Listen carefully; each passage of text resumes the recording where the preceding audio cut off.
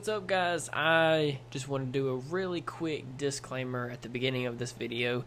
One, it was a great conversation.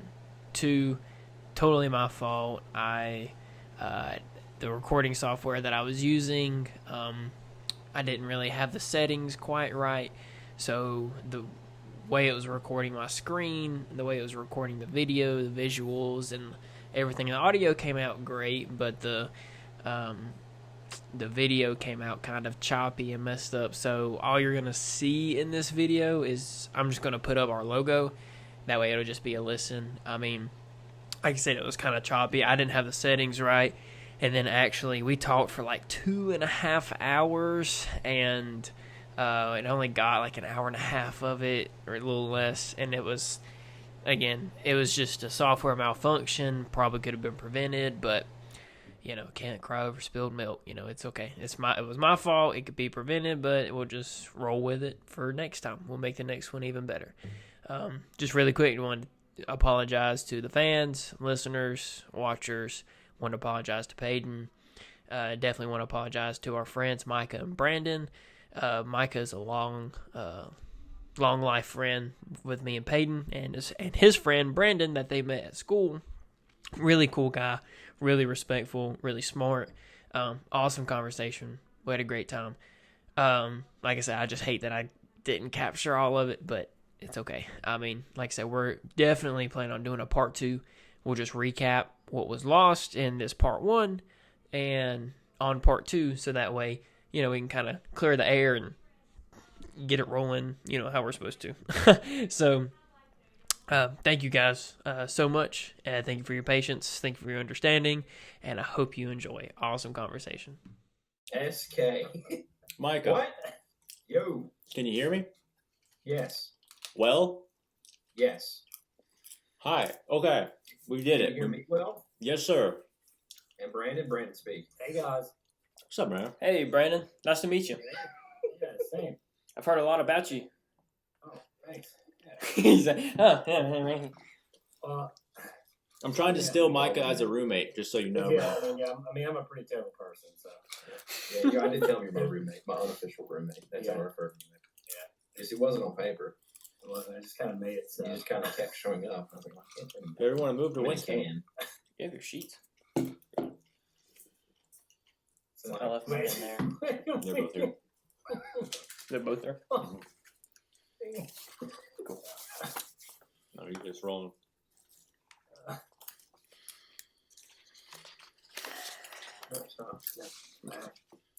Okay. You guys ready? Watch. Yeah, 1 second. Oh, he says 1 second. The Death Star blows up. Spoiler. Not just the first one, but also the second one. All right. And not just the second one. They're ready. You guys ready? Yep. Okay. Keep me talking. So, I'm going to go ahead and do the introduction, since how it is going to go up on our podcast channel. So, this is our theoretically podcast coming back to you with another fun, different episode. We are talking with one of our longtime friends named Micah. Say hey, Micah. Hey, this is Micah. How are you? Everyone listening? All 1,000 of you? 1,000. That's right. Yeah. And then his friend that, you guys met in college, right? No, I just met him at a Bible study. Oh, okay. Cool. All right. So his name is Brandon. Brandon, introduce yourself. Hey guys, thanks for having me on. Yeah, absolutely. All right, cool. So we are here to have a good, I think it's going to be good, friendly discussion on opposing opinions, but like good topic. I think that's going to be, I just think it's going to be fun. I think it's going to be a fun topic, subject for us, and me and Micah have talked about this a lot, and I know, Paiden too, and you and Paiden have as well, and me and Paiden have talked about it a lot. So, so basically, we're going to be talking about, from what I understand, please correct me if I'm wrong, Micah, but economic systems, how me and Paiden like the idea and the process of capitalism, and Micah and from what I understand, Brandon are a little more against the capitalist system and how it works. So so we were just gonna kind of go back and forth, not really argue. I don't really want it to be like an argument where you get like heated, but like mad at each other, but like just a good opposing opinions, and just kind of like make our stance on why we believe what we believe, why they believe what they believe, and so on and so forth, whatever. And so I do want to go ahead and just clear myself. I'm not an expert in this in any way. I mean, of course, I've done my research and I've listened and done things, but I'm no professor in economics. So, but anyway, I just wanted to clear that for myself anyway. But like I said, I think that, this is going to be fun. This is going to be a good time. So, without further ado. Now, sorry, I didn't mean to interrupt. No, go ahead. This is Stu, right? Yes. Stu, okay. Hey, so did you want like maybe a quick opening statement from myself or Micah, just as far as like maybe what we're essentially trying to defend, as far as like our talking points, so to speak. Yeah, just absolutely. Kind of like a brief overview of that. Yeah. Do whatever you'd like, Brandon. Okay. Yeah, absolutely. The floor is yours. Go ahead. No, that's fine. Micah, feel free to interrupt me if you have anything to add or anything else. But do I now? Get the door. So you can see our board. Okay. Yeah. Sorry, guys. No. Oh shit. Well said. You good? Right out. All right. I knew that was going to happen. So we had a problem with the technology. Can everyone hear me? Yeah. Okay. Sorry. So like you were saying earlier, Stu, we're had to define it politically. Probably anti-capitalist would be the most accurate description. And essentially, we want to defend a handful of philosophical talking points that kind of how we frame our beliefs, essentially, and they revolve around about a few basic philosophical talking points, such as we think that within a capitalist system there are a myriad of different factors that influence, say, the exploitation of working class people. We think that capitalism tends to produce overall very skewed and very skewed societies, just from a socioeconomic standpoint in general, and it leads to, I guess from a philosophical perspective, it pushes the idea of, I guess, cyclical consumption,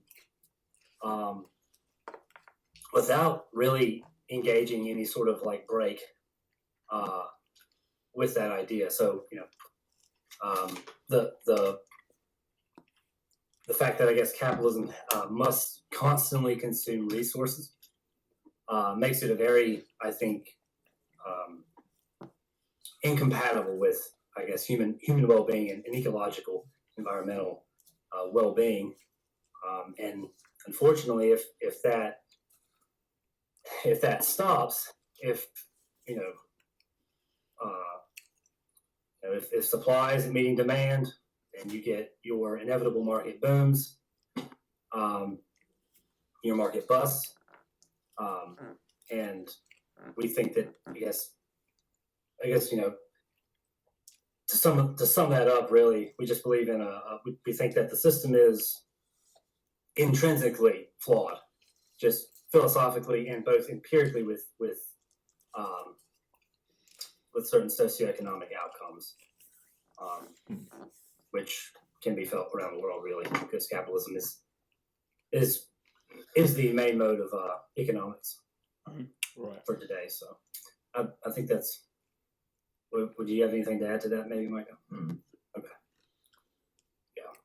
Okay, interesting. And we can start with whatever with whatever talking point you guys would be interested in.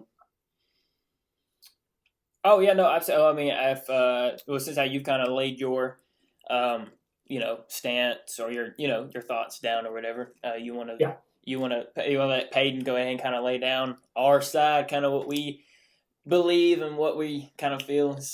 Yeah, and then we can jump. Yeah, absolutely, definitely. Cool. So, I'll do sort of the same format, because I understand exactly what you're saying on all those points. I think for us, the belief is more that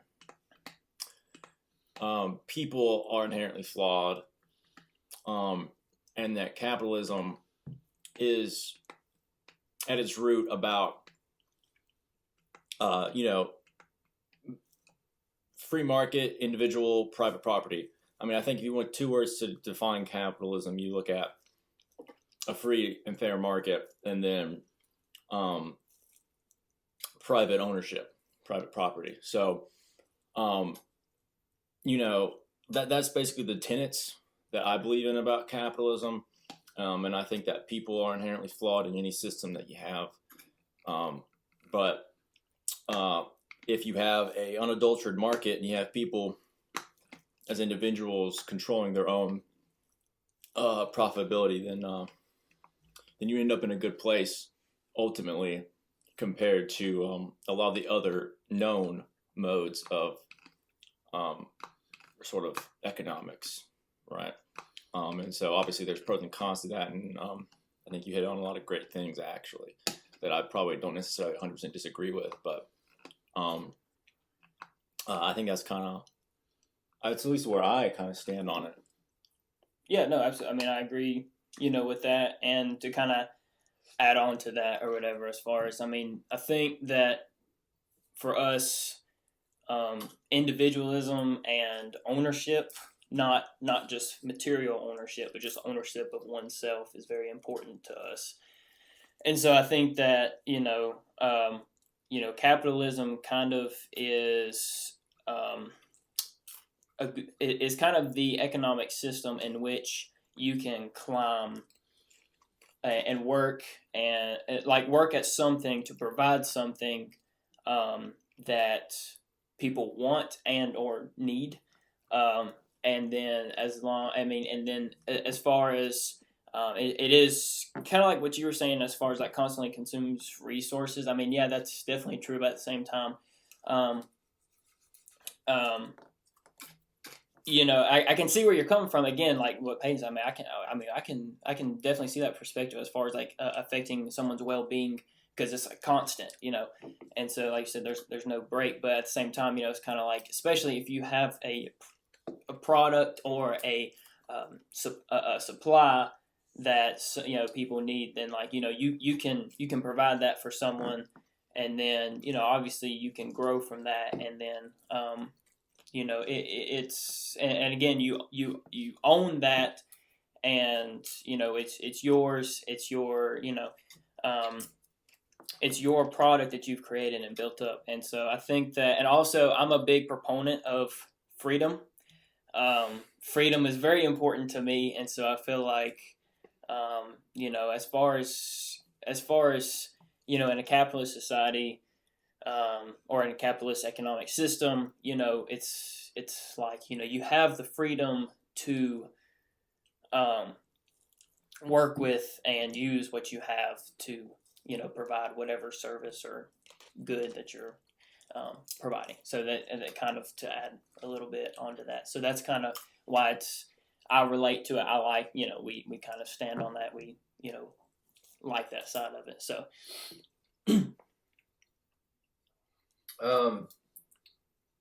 So I guess before we get into like the argument, like the big talking points, okay, I guess we should do some sort of like context as to why that we're even having this conversation at all. Oh, take it away.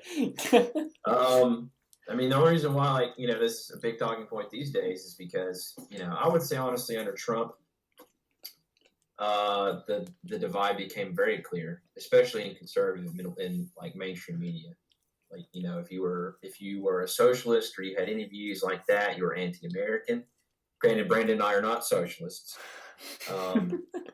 But anything that's like against capitalism is regarded as anti-American, which I don't see how capitalism has become the identity of America, but it has. And, all of this has been renewed. It's gone full circle in about 140 years. Karl Marx was writing about the issues of capitalism back in the 1860s and 70s. Raised the issues with, granted, a lot of the things that he had problems with then have been changed. Child labor is not really a thing in the United States or like Western Europe when he was writing his stuff. But I mean, I was going to say that, and there's a reason why child labor laws and other harsh labor laws were changed. Yeah, it's because of the actions of labor unions and that would eventually. Sorry, yeah. Didn't mean to. No, it's fine. I mean, granted, there is still child labor, just not like what we would consider to be like developed country. You got things in Africa where children are exploited for very small wages, et cetera, et cetera. But for the most part, Karl Marx's questions that he raised was eventually answered. But unfortunately for Karl Marx, the Russian Revolution happened, and subsequently the Stalin taking over and essentially ruining everything that Karl Marx really stood for. Stalin turning it into more like a totalitarian dictatorship, just using the teachings of Karl Marx as a way to kind of like rope people in. Mao did the same thing. So then during the Cold War, Americans or American media equated all socialism, communism to these totalitarian dictatorships that you would see in the USSR and China. And that really hasn't gone away. The Red Scare, even though our parents lived it, we deal with the after echoes of our parents' generations, essentially instilling it in us to hate the Chinese and the Russians, anything they stood for in the past, like communism and socialism. So, like, there's a deep philosophical question involved with this conversation that goes way back, and so I think that sets a pretty good context as to why we're even having this conversation at all. Because I mean, I would think that all of us would agree that we really didn't hear too much about socialism or communism versus capitalism until I would say like Trump. Because I don't remember a lot being talked about with Barack Obama when he was in office. Obamacare was a point of stressor, but I think you're right.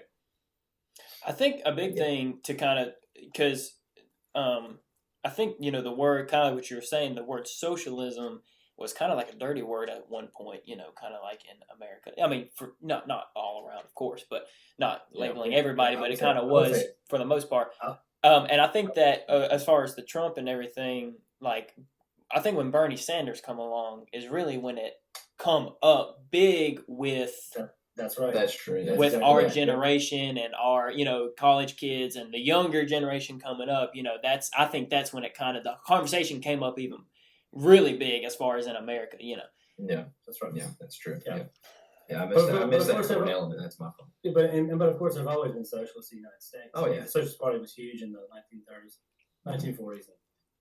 Communism was really big in Russia, or in Europe as a whole, before the Russian Revolution even started. A lot of European countries were realizing, okay, we got some problems here with how our economics work. And capitalism, to meet that, changed, which all of us in here agree there does need to be more change in capitalism. But yeah, some stuff changed around the 50s for sure. After World War II, a lot of laws and stuff were written in, essentially. A lot of civil rights things came about. If you're talking about specifically about America with industrialization and all that. A lot of that. I was gonna go back to like the monopolies and stuff in the early 20th century. That was a big horn blow for the essentially more government control of corporations in the United States, and it's pretty much stayed that way since Theodore Roosevelt made it the trust busting and stuff. But now, for some reason, we were fine with it then. You fast forward 100 years. Any sort of government interference with corporations is considered to be socialism, linked to the Red Scare, and like everyone that knows you, just starts to look at you in a weird way when you. Yeah, I think that the term socialism is just, it's pretty much just been completely evacuated of any meaningful content anymore. Yeah. So I'm not sure. I'm not even so sure that even obviously it comes up into debate often because, I just don't think that the rudimentary definition that people like Marx and Engels were actually advocating for is actually even discussed anymore. It's always, socialism means such as a heavy-handed state control, and there's very little discussion of the main tenets, which is worker control of the means of production. Yeah, which is the core tenet of socialism. Well, and on that, a lot of people don't seem to realize that you can have capitalism and still have heavy government control. There actually is a term, right? And there is. Go ahead, Pete. I would say there's a big difference between government regulation, government control in a regulatory sense, and government running and sort of government owning the resources of production. Well, now, are you referring to the definition of capitalism? Or I'm sorry, socialism? Right. So I would say that it doesn't. Although a state apparatus would definitely be something that socialism would that would be included with socialism. I don't necessarily think that it's just the government owning the means of production. It would actually be workers themselves. So you could liken. You guys have heard of like cooperative like workplaces, right? Yeah, I agree. I want to dive into that if you want to keep going. I just want to say that I was pointing out that regulation and ownership are when it comes to the government are different. Because people get scared of. Yeah. Oh, yeah. Absolutely. Exactly. Yeah. There are unique. There are some countries who have unique situations where they'll own, like Germany, for instance. I think the government of Germany owns like 20% of Volkswagen, and stuff like that. So it's definitely it's a spectrum of government regulation and government ownership. And which is why what Paiden pointed out is perfect for why there is a spectrum. For essentially an anarcho system versus a state-run system. Like you can have anarcho-capitalism, but you can also have state capitalism, or you can have anarcho-socialism, or you can have state-run socialism. Well, I would say that anarcho-capitalism is not possible. You don't think anarcho-capitalism is possible? Well, in theory, you could have it. Well, no, I don't even think in theory it would work because essentially, anarcho-capitalism is the idea that capitalism can exist without a state. And that's another path. That's a whole other conversation. That's a whole other conversation. That's another conversation. So, but in theory, though, you can. People seem to think that you can have it because. People will definitely. Anarcho-capitalists do exist. I'll argue for that point. Yeah, they'll go and look good in the face. But you can have a government-run system of any kind. You can have a state socialist system. You can have an anarcho-socialist. Anyways, so for what Paiden was talking about. Right, and so your cooperative point, though, how do you feel like that fits into the definition of socialism? But then also, how does that? Can you not have cooperative businesses inside of a capitalist economic system? You absolutely can, and we have plenty in the United States, mostly on the West Coast. You have companies like the Mondragon in Spain, which is, I think, the world's biggest cooperative, a multi-billion-dollar company. So to answer your question, Paiden, the way, not necessarily defending socialism here, but is how, from how I understand it, what you're doing is essentially democratizing the workplace. So if we look at the way the system is structured right now, like in any sort of like corporate entity, you have a very hierarchical, rigid structure of CEOs, managers, and workers, and it follows, investors. Don't forget investors. Oh, right, you need board members and stuff like that. That's true, correct. And they all follow pretty normal like scripts. The boss gives orders to the managers give orders to the workers, and the workers carry out those things. well, but essentially in order to survive. But what is unique about, I guess, what separates, I guess, socialism versus capitalism is that in socialism, the Marx uses the term bourgeois, or like the rule. It's essentially the capitalist class, Right. Well, yeah. Right. And essentially, what you're doing is you're replacing like CEOs and board members with democratized worker owners, so to speak. So the workplace becomes it becomes more interactive to people, essentially, and they are better able to make decisions that affect their well-being at the thing they do most waking hours of the week, which is work. And this in turn tends to promote a lot of like diversity and like diversity of thought. This was very God, what's that book? God, there's a book. It's on trade unions. It's by Franz Elzbieta Wolf. That's the author. I can't remember the name. It does a really good job of explaining how trade unions were very active in politics and how they were very informed. Like most of their members were very informed because of that. So it's a big deal.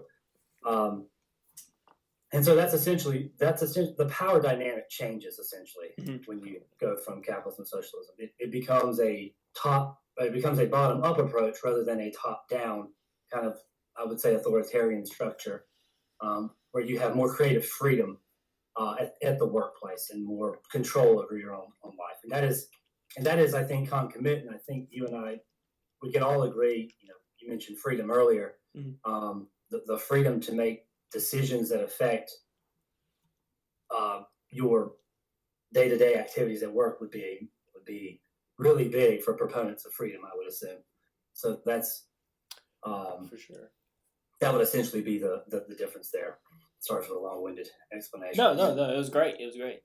Yeah, no, that's perfect. So in your like if you could have your own utopia, would it be like would all companies be that way, the cooperative style? Well, I guess first, I guess I don't believe in utopias. Right. I'm just saying, yeah. I know what you mean. Like ideal world, I guess is what. Yeah, I guess so. Like, what would be the ideal economic system? Not necessarily, I mean, from what I can tell talking with you, not full like communism, tyrannical hierarchy, but also not like straight like also capitalist. What'd you say? Anarchy capitalist or whatever? Anarcho-capitalism. Anarcho-capitalism. Right. So like what kind of Are we getting visuals? Matches. All right. Hey, man. Let's see if we can get the there we go. camera That's right. Cool. Yeah, no, that's great. Let me just hear you closer to me, buddy. No, that's great. That makes life so much easier. But anyway, so like, what's kind of like your approach of like, if not like you said, not really utopia, but like, what's your idea of like the good economic system that you would like to implement? And not even that necessarily. Yeah, sure. So I think I know Micah agrees with this. Yeah, that's fine. So I would say something like a resource-based economy. Stewart knows. Can you explain for people who may not know? Can you kind of explain what a resource-based economy is? Absolutely. Well, I mean, when you don't have to go on a 30-minute monologue, but I mean. No, I can give a brief. Okay, cool. Yeah, so it's essentially a system where we're essentially in a time where we can acquire so many goods because we're so technologically advanced that we can essentially meet our basic needs with the resources that we have. So it would essentially mean an end to the monetary system as we know it, bartering. It's a system that places heavy emphasis on stabilizing not only the socioeconomic activities of humans, but an extensive importance on keeping the environment as safe as possible. I guess the central tenet is keeping homeostasis with, us and the earth, essentially, by meeting everyone. And ideally, this would meet everyone's needs, because you would be meeting the needs first, and then once that's, I mean, you can't. Everything's going to have a limit. That's a good jumping off point that we can also go into as well. Is meeting human need. Yeah. Okay, so at that point, there really wouldn't be any kind of like currency, right? It would just be kind of humans all kind of working and doing what they provide for one another, just to as a humanity, kind of a huge community, all just working with each other. Yeah, essentially, you can go and get whatever you want and just walk home with it, because there's so much of whatever it is that you want. It doesn't really matter how much you take. Now, within reason, if you're not going to walk home with stuff that you know that if you get too much of, it's going to spoil because you're not going to eat all that. But we're not necessarily trying to detail out an entire map of this system. Right. Sure. But we can take different axiomatic jumping points if we want. So in a resource-based economy, is that what you said? Yeah. So in a resource-based economy, how is everything a common? Does everyone have the same access to everything, or? Oh, yeah. Or So one of the other tenets of resource-based economy is there's also an open source economy.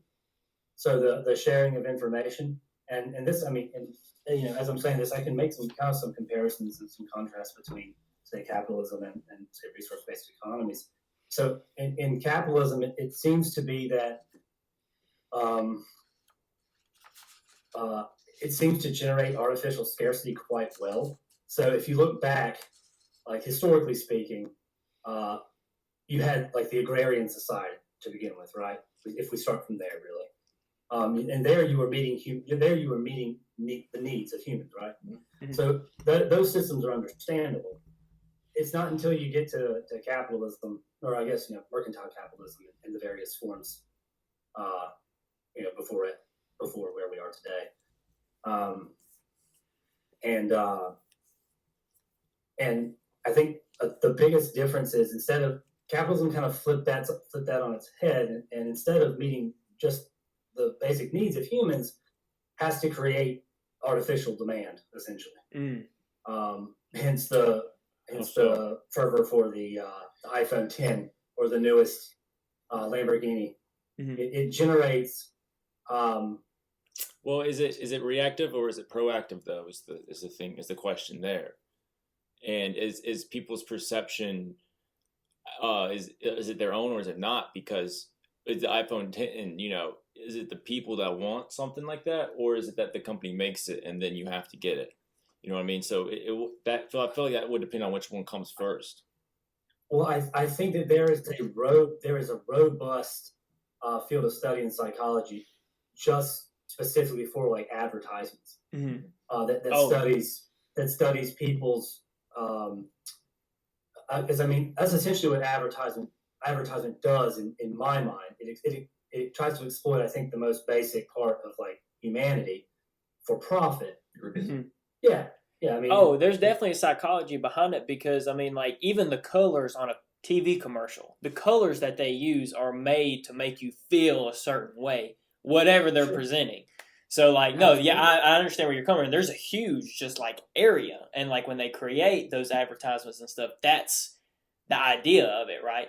Continue. Go ahead. Sorry. Well, I actually kind of, if you don't mind, I actually don't necessarily fully agree with that point. I've actually talked to Mike about this, I think, where, the way, to me, and of course psychology plays a factor, but to me, an advertisement is trying to mirror a culture.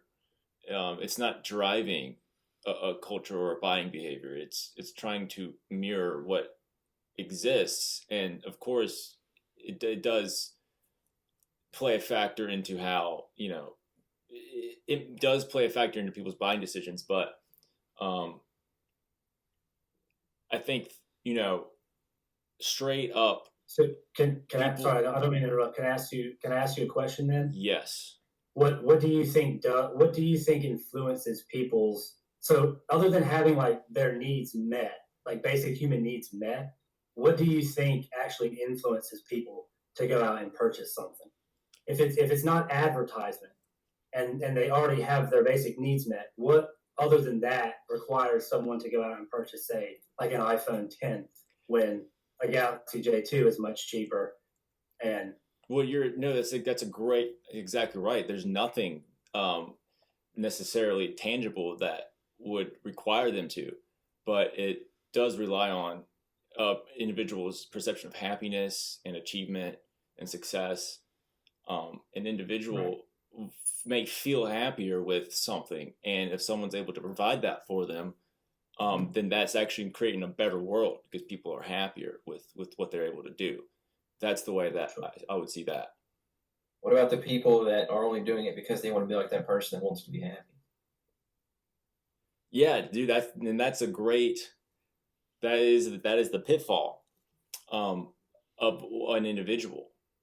But I don't know if the entire system is to blame for that. So I mean, to kind of bounce off of that. I'm not trying to. No. To kind of bounce off. If you just want to recharacterize your thesis there. No, go ahead. Sure. Yeah. No. Sorry. No. Well, My brain hurts. I'm not saying that there's not gonna, there's gonna be people who see someone and go, oh, I want to be like that, and they do it just because of that. But at the end of the day, it doesn't make them happier, because I know for me, like I've bought stuff, that's silly. Like I'm trying to think of a good example. Like I bought shoes before because I saw someone else wearing them, and I'm like, I like those, and I want to be like that guy. I bought a jacket of a celebrity. It's a similar style, right? And it's just like, am I, psychologically messed up because of that? No, but I live in a world where consumption.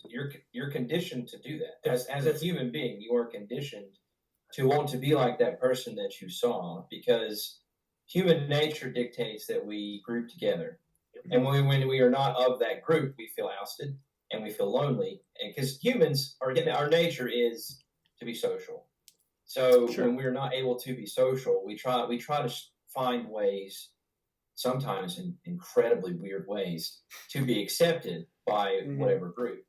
Right. So the question, though, falls back on: is that a fault of a system of advertising, or is that absolutely going to exist no matter what happens? Well, so it is to blame, because you essentially admit then that, and it is clever. Don't get me wrong. I do think this is incredibly clever, but capitalism has actually taken advantage of, and the only system we know of so far to have done so, that desire to be in a group. And it is clever, but morally reprehensible, because you're essentially making humans do something that they really can't get away from. They have to fit in the group. But that's not true. It's a socio-biological phenom. Like that's essentially how we identify ourselves, is through a group. It's kind of almost one of those things that have been kind of evolutionarily adapted. And if you're not with the group, you die. It's like exactly. So, well, anyways, Paiden, go ahead. Yeah, I don't know necessarily though.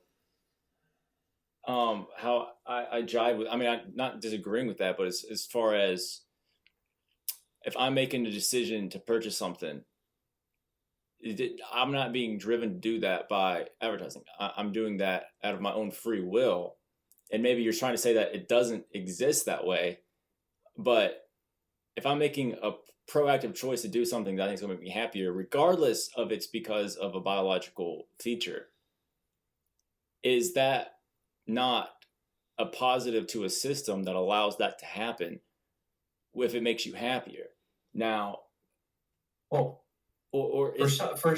some people, yeah, right. For the people that aren't like striving to be in a group and they just simply want something to be happy, yeah. But not every person that watches an advertisement is necessarily getting it to be happy, because they're doing it because they're going to be fitting in with the person, are with the group that whoever owns an iPhone 10 is that a going bad to thing? accept him Is as that someone that has an iPhone 10. If you don't have an iPhone 10, you live under a rock, and you're going to get bullied and essentially driven under a rock. The question is, though, is that a bad thing? Yes, absolutely. If you have a system that essentially subconscious, really, forces you to get something, coerces you into getting something that you feel like you need to have to be in a group. I always agree with you until you get to forced and coerced. Well, can we put a pin in the coercion thing for just a second, because it's a good talking point. Okay. But I was going to say, thank you for stopping me. No, it's okay. I want to say something that shot myself before. Did you want to go back to advertising markets? I just wanted to. I was just going to say that. I mean, if you're doing something that is like essentially biologically programmed into you, I mean, there isn't really there's no free will. I know what you're saying, but that just blew my mind. It's also so I think what I was going to try to one off Micah on was I was going to kind of talk about like the class issues inherent in capitalism, and it's connected to the advertisement stuff that we were essentially talking about. But because essentially what you're saying is, and it's not like everyone can afford these luxuries in the current system that we have. That's what I think. That's the ethical problem. That's I think an ethical problem, because essentially what kind of going off what Mike was saying earlier, you have a class of people that are able to purchase certain things, and because of that purchasing power, are able to derive like value culturally to themselves. The problem with that is that it completely dejects everyone else, or rejects everyone else who's in a different class. Essentially, what you're doing is you're saying that I have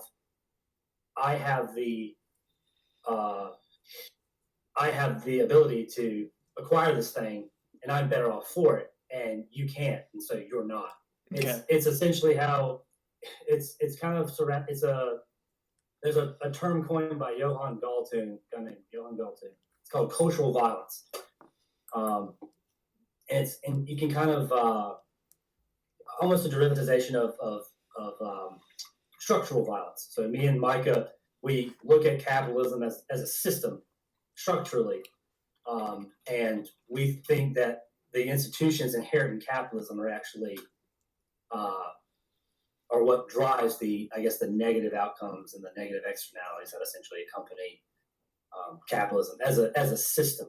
And I think that might be one of our differences in our presuppositions, is that we take more of a systemic view of things, whereas you guys might take more of a individualist view of things. The only reason we don't take, we do believe in individualism to a degree, because that exists like most things on some sort of spectrum.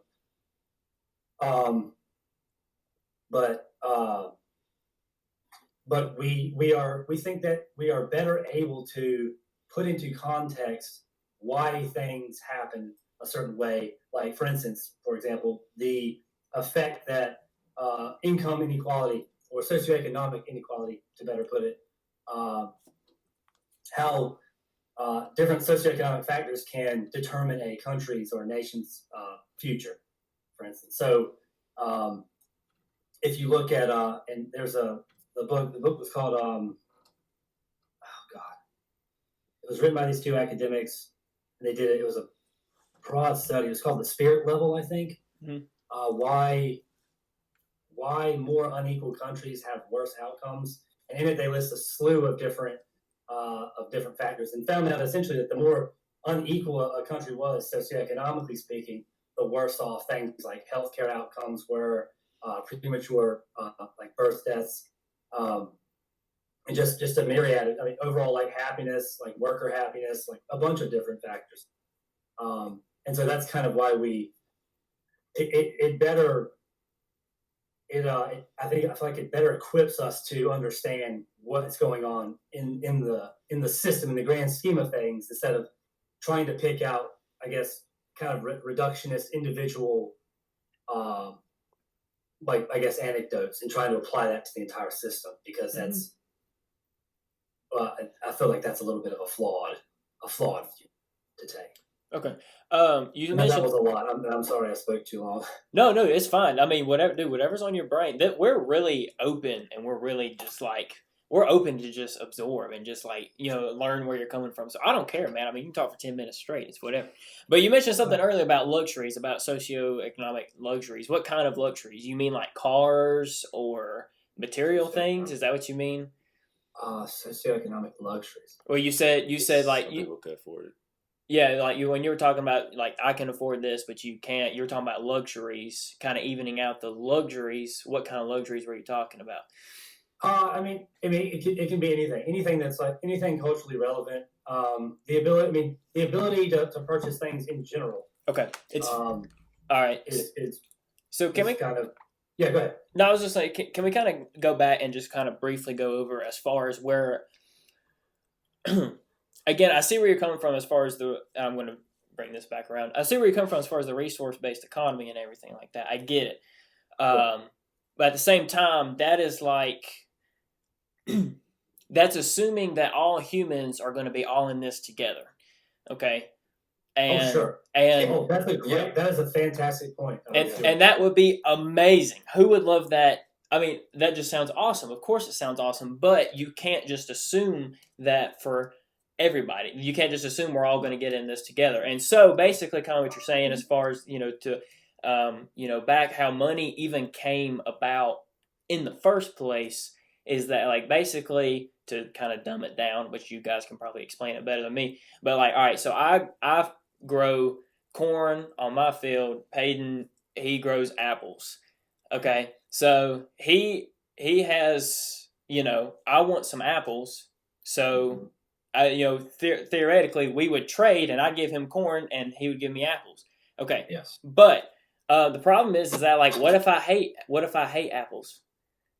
What if I hate apples? I don't want apples. Well, he wants corn. Well, basically, I give him corn, but what do I get out of it? Now I could obviously have a good heart and be like, hey, I'm just going to do this for you. But the problem is that like I just keep giving him corn, and I'm putting all this work in, and I'm, and it's like, that's the problem. So basically he hands me like an IOU card, and basically that IOU is like, whatever. And then you just, basically you snowball it down into, we made currency, we made money, right? Because basically that's that exchange. So if I want to buy an apple, I give you whatever apples cost, 89 cents for an apple.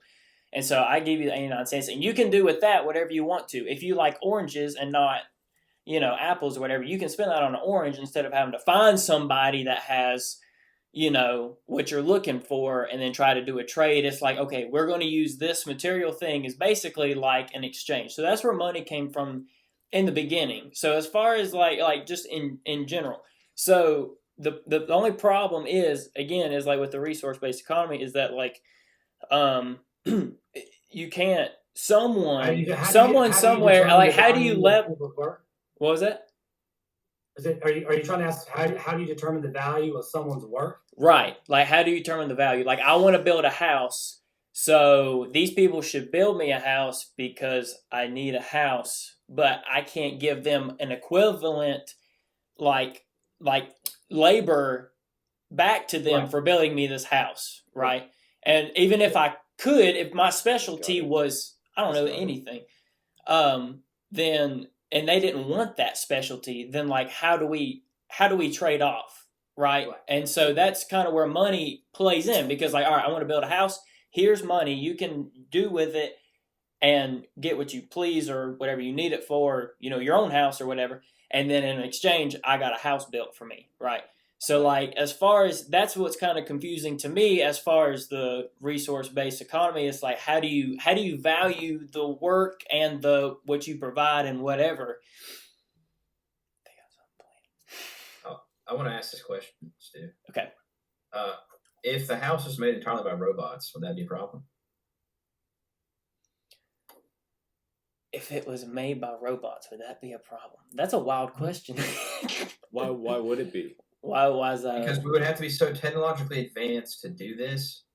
The option of having an AI robot to build the house for you is incredibly possible.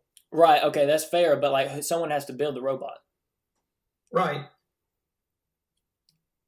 So does that person get anything out of it, or they're just? I mean, they love to build robots, but I mean, the idea. So really, this is contingent on really one like key thing, and that's the material conditions of the time. That's how any economic system develops. Period. It's based off of the material resources available to do stuff with, essentially, right? The material conditions, and you asked earlier, Paiden, you said not everyone's going to agree with the system. Yeah. You're right. For something like a resource-based economy to happen, conditions would have to become so abysmal that people are essentially forced to change into this. Yeah. And so with that, that opens up another door to another problem, and that's essentially the negative externalities that capitalism produces. Mm-hmm. And that's so do you think? I think we can agree that because of those externalities, it forces humans and just ecological systems in general to experience some pretty harsh results. Yeah. I mean, we can talk about that a little bit too if you want. So sure. Do you think that? Do you think that that in capitalism is driving society, our world economics into a market-based economy, or do you believe that from the jump? Resource-based economy, or do you believe that from the jump that should have been the economic system that we've employed across time, or neither? Good. I mean, of course. I think we can both agree that if a resource-based economy were practical 1,000, 2,000 years ago, if it were developed, that would be awesome. Yeah. Yeah. I mean, I would love to have seen that. Essentially, you have to have it to where you have essentially seemingly infinite energy. And like right. So because I think it doesn't even. I don't think have to be necessarily infinite energy.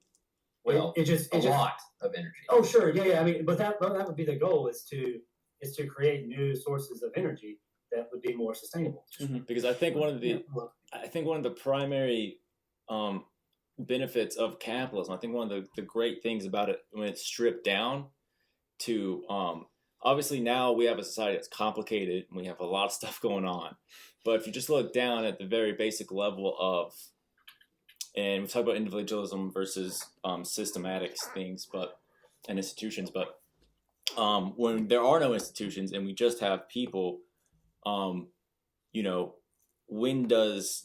is your labor cost? How does your labor infused with objects, common goods, right? Common things that we all have access to, and then we infuse our labor into it. How does that become ours? And I think one of the great things is that you can, on a basic level, that is a very healthy thing for whenever, I think John Locke actually was one of the things about, if you're picking berries, at what point does it become yours? When you eat them, when you pick them, like at what point are you not stealing from the group or whatever, right? And it's yours. And I think capitalism does a great job at saying, when you've infused your labor, it is yours to do with, within reason, I think morally, but in practice, what you want. So I think that's a direct opposition of the true resource-based economy, because you're essentially saying we all have, we all have a share in the resources of the world. Right.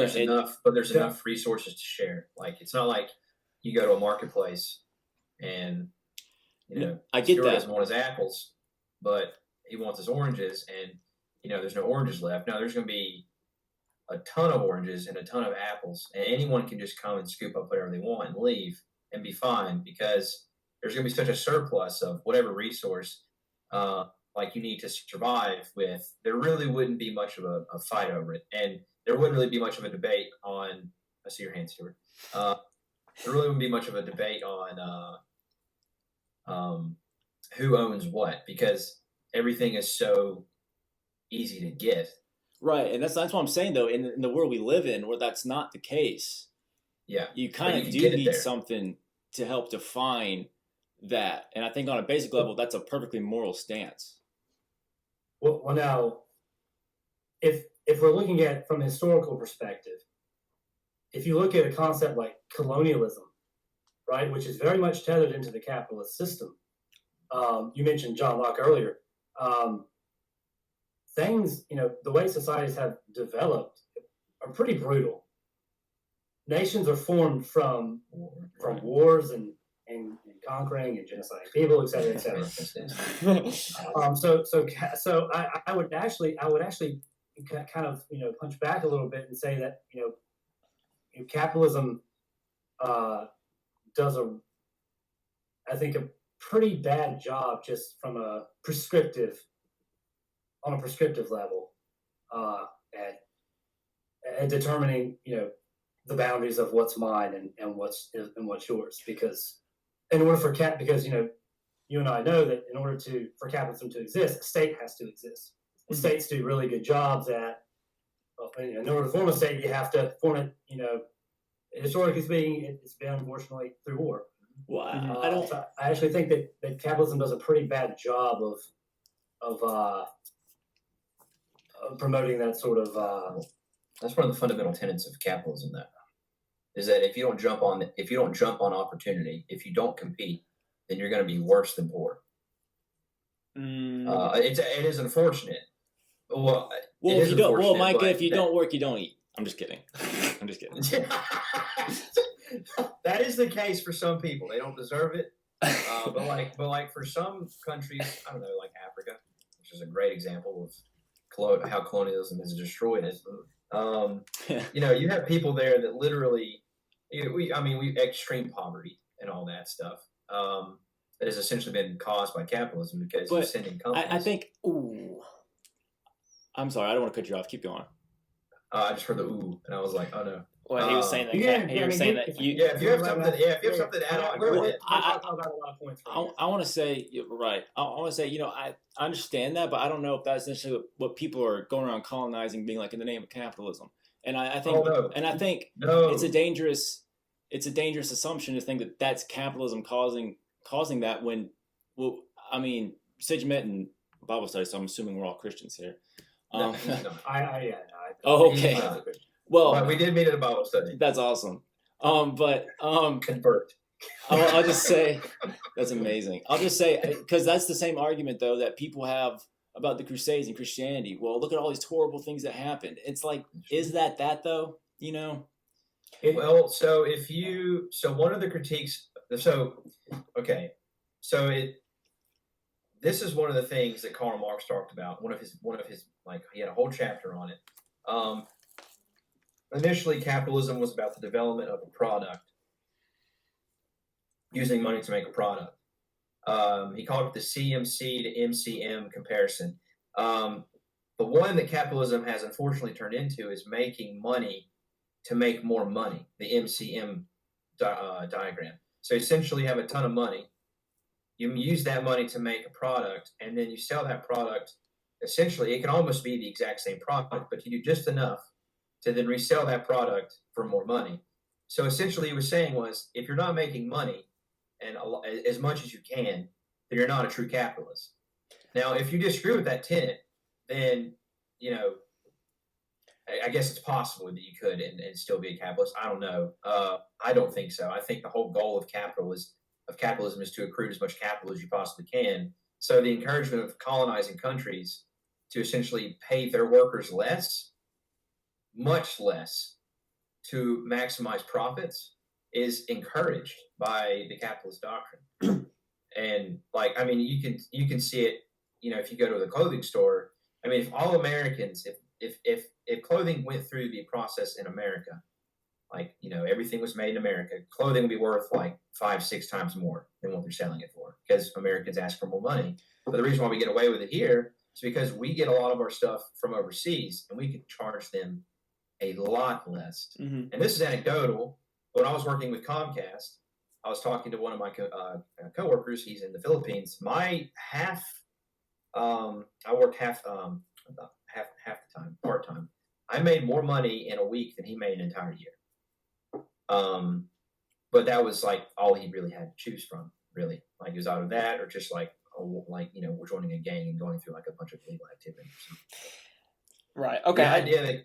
The idea that capitalism is just like it's almost encouraging businesses to move over to other countries and completely just destroy the resources there. Okay, so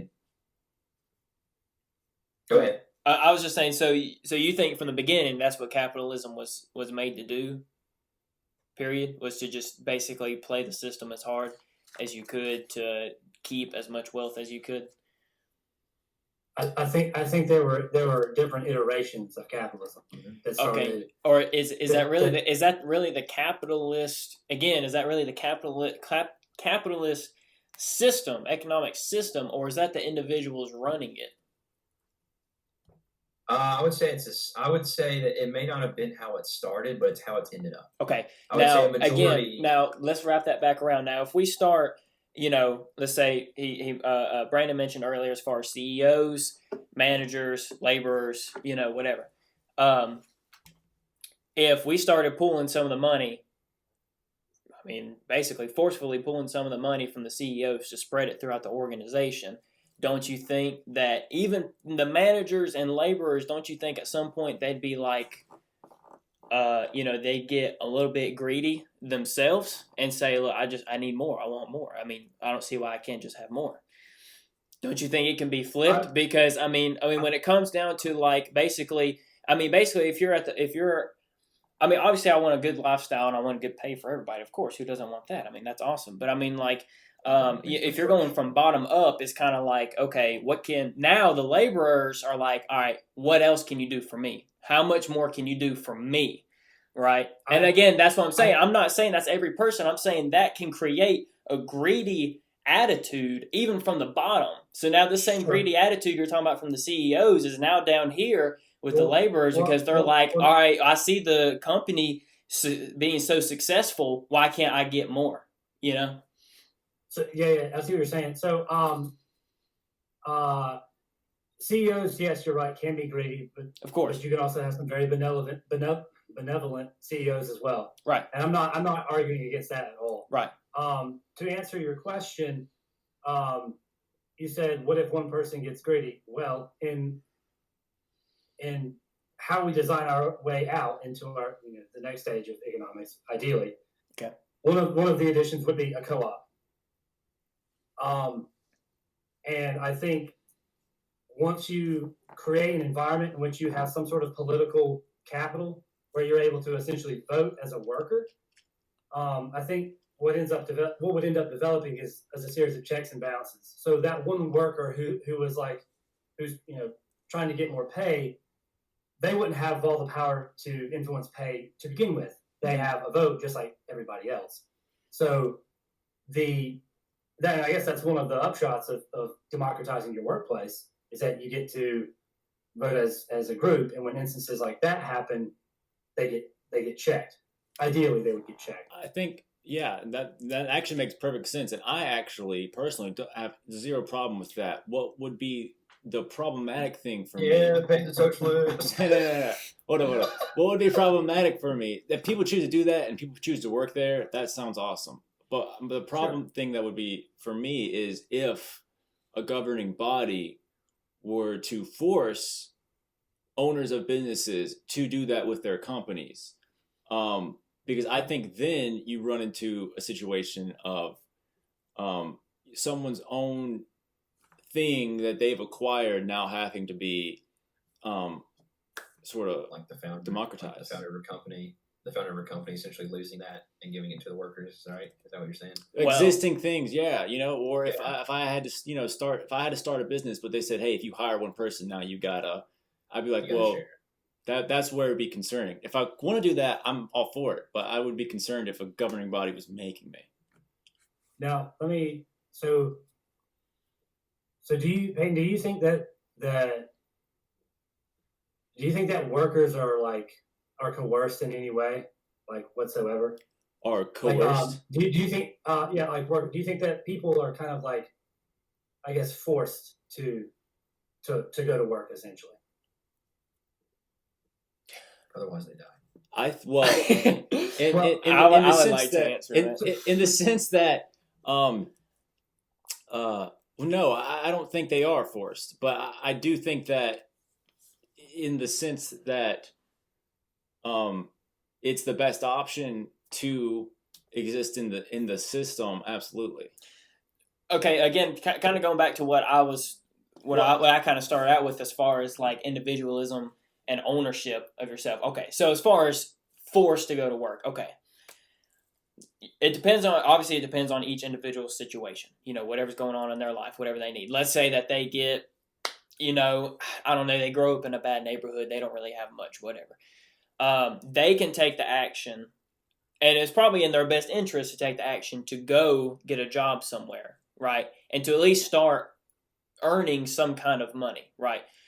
Now, and that's the thing, that it takes that initiative and that want to do that. I mean, you can sit here and say, I don't have any money, I don't have any whatever. But like, if you go but if you want to acquire money, then you, in a way, I mean, I guess it's not really forced, but there's no really other way to do it. Is like, you know, if you go get a job and you start working, even if it's like a low paying job, and you are smart with your income, you make the individual choices, you know, your own choices to be smart with your money, and then work up from whatever you're trying to, wherever you started to whatever your goal is, then like, is it forced? No. Is it in your best interest? Probably, because at that point it's like, I don't have any other way to turn. You know, the best option would be like, I need to go to work. Yeah, I know.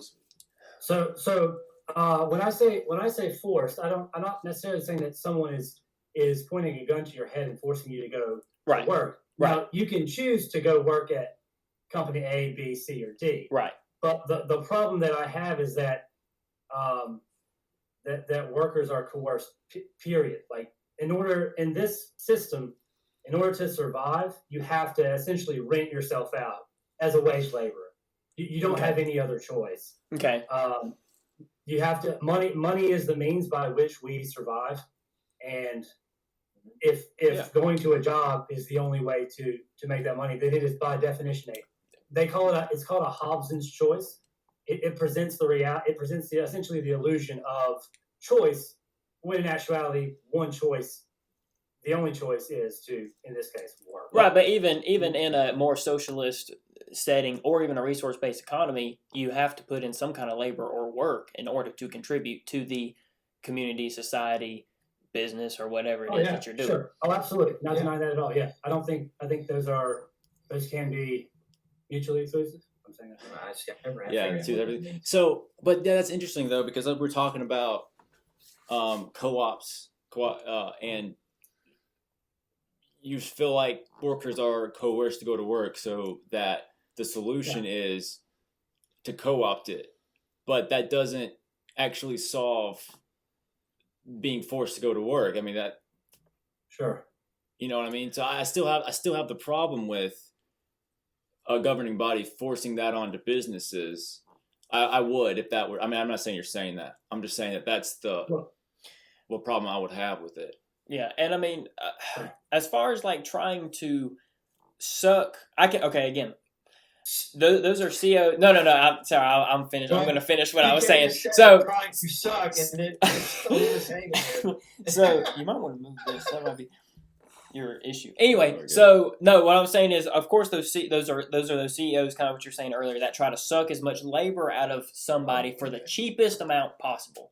Yep. Yes, those people exist, and of course, those people might be. I mean, and those people love capitalism, and they are basically using it to the, you know, in a to me immoral way, you know, to try to, you know, basically, again, get as much as you can for as cheap as you can. Of course, morally, I don't like that. But at the same time, you know, you in a capitalist society, you have that option to run a business and to pay more, to have a good work environment, to have a good work style and everything like that. And if you are working for someone who's really treating you that bad for really bad pay, then, again, you have that freedom and ownership to better yourself, to move into a different position or move into a different job or work for somebody else who would give you more raises, more of a paid for, or more benefits or whatever it is that you're searching for, better hours, whatever it is. I mean, like, it can't just, there has to be some kind of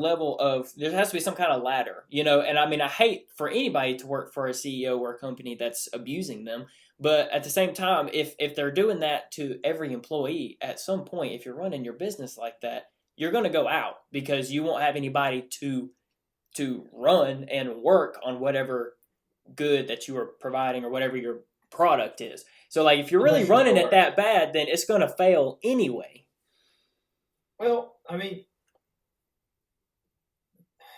no, and the only reason why I'm saying no is because we know, historically speaking, that companies have run themselves that way, and they made so much money. Okay. Because there wasn't anyone that could have survived out. Okay, so let's use the prime example of the worst time and the best time of capitalism. Worst being morally, best being like the best, like making money, was the monopolies, the great monopolies of America. You had like Carnegie, Rockefeller, J.P. Morgan. You had all of these. You essentially had the railroad, all of steel, all of banking, and all of oil being controlled by 4 people. Mm-hmm. Yeah. And if you wanted to do anything in that field, if you wanted to do anything pertaining to that, you worked for them. And because there was no one to give you anything else to the contrary, you had to work for them. Otherwise, you starved, your family died, and you were a terrible person for not working. Move into today, instead of having a monopoly model, you have an oligopoly model where you have essentially 3 or 4 big companies that all work together to make sure that they own almost everything. And then the only options you have are to work for those companies. Otherwise, you starve. Or if you want to just blanket it, every company, or like what Brandon was saying, you have to work to survive. I mean, otherwise you can't make it. I don't know if that is absolutely true. I think maybe in terms of practicality, that could eventually be the case. I know right now I don't work for any of those companies. Monopolies, they did run their companies that way. Mm-hmm. Right. They did completely abuse the people that were under them. And today, like Amazon, Amazon's good to work for. I think it was within the last month the Amazon came out and essentially said, we force our drivers to pee in bottles. Yeah, I heard that. Because they're not allowed to go to the bathroom. stuff like that. Stuff like that, like corporations. Yeah. I mean, yes, there are good. There are sweet, lovable people in capitalism. But I think but here's the thing, fundamental tenets, and I think this might be where we disagree. The fundamental tenets is, from what I've read and seen, is that you try to make as much capital as you possibly can, feasibly, without like a government coming down on you and saying you're violating human rights. You do as much of that as you can to make as much money as you can, and then you don't look back. And I feel like that's what is encouraged in capitalism. Sure. Yeah, there is a good side to everything. Okay. I mean, that's the thing. I mean, because of that we become that capitalism, I guess, has become much more like regulated. I guess on the generally. Yeah, that's why we have more regulation. And that's where we were made the point at the beginning, where it was like as far as regulation and kind of ownership, as far as a top, someone outside of the organization, like maybe within the government, kind of having that ownership control or whatever. That's I was just making. I still think there's counter evidence though to suggest that, of course, capitalism. I don't necessarily disagree that capitalism is about making profit. You control your own profitability, right? But it's also about a free market. It's also about competition. And what we found in a lot of places, and that, if you treat your workers better, and you're competitive with somebody and you have a better culture, people want to work for you. You pay your employees better. You can offer better service. And ultimately, you make money. Not by absolutely killing your workforce, but you make money by offering a higher value to the end consumer. So it is about that, but also there are features inside of it that can actually create a better society because it's to help people. Now, you go ahead.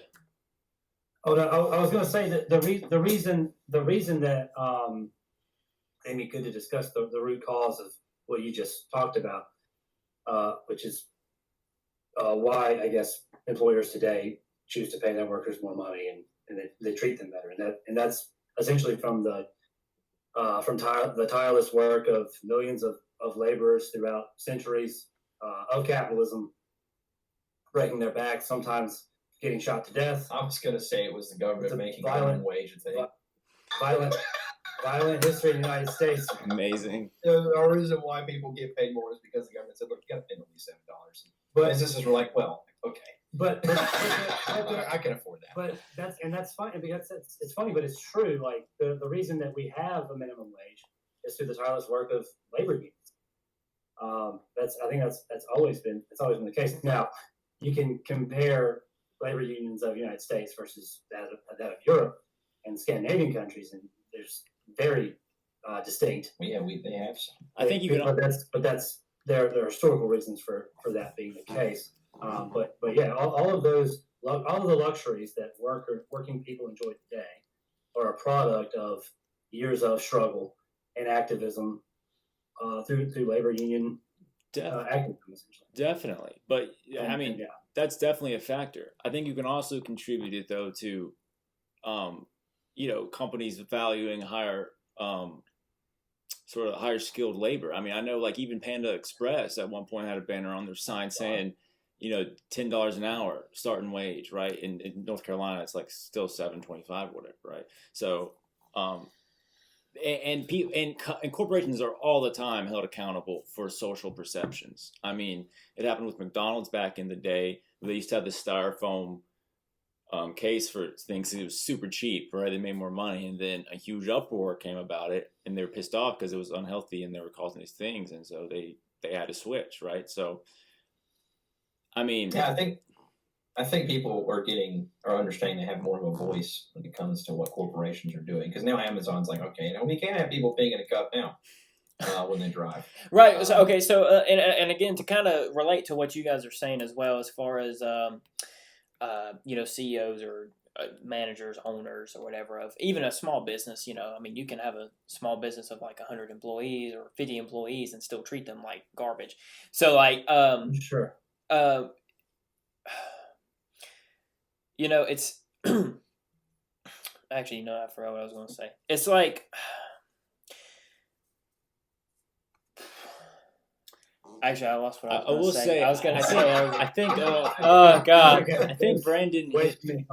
I think Brandon hit earlier though. The root, what seems to be to me of all this conversation so far, the root of the difference between a lot of these opinions is on, are these externalities, are these issues a cause of a capitalist system, or is it a cause of individuals inside of a system? So I think. Sorry, is that, were you gonna? Can we talk? Yeah, go ahead. Okay. So call you out, buddy. No, that's fine. It's fine. I was gonna say that's throwing fists out right now. No, I thought it was right. He's throwing hands. That's what he said. I would. Me personally, I have to be careful when it comes to like the actions of individuals. I don't think that humans exist in vacuums and we make decisions in a vacuum. Companies choose to pollute a river that eventually leads to people's drinking water. That's not I don't look at that as certain individuals may have caused that, but there are also systemic issues like the intrinsic gaming theory of capitalism that Micah was referring to earlier and you guys were talking about, which is the incessant need to constantly compete with other companies. And I don't think that those necessarily end with the greatest outcomes. So, personally, and that's and that's essentially, that would be hard for me to defend. It's like a kind of like the idea of like that. I think harsh individualism. That makes a lot of sense to me. But do you think though that would still exist if socialism or any other economic system was the primary thing throughout history, do you think that those people in charge would still be doing that crap? Absolutely. Just simply Yeah. because you switch economic systems, it does not mean that stuff like crime is going to stop happening, or Or like any of that kind of stuff. You're still going to have greedy people and even in a resource-based economy, there's going to be trying to be some greed coming up. which is why Right. I like to be realistic. And when I told you earlier, I don't believe in utopias Right. because Right. Yeah. But like there will be inevitable outcomes. Because I But think the difference would be that, like for capitalism, it essentially cultivates the that mentality, the greedy mentality that you were talking about. Like what Brandon was saying, with you can't blame the individual because we've seen this through subsequent generations, right? We've seen this greed. I think you would see that Essentially, greed regardless, though. I think the reason you have I think capitalism being the primary thing throughout history kind of doesn't help its case. Sorry about that. what? Say it one more time. Sorry. Like how capitalism perpetuates greed. It's not unique to capitalism. Is that what you said?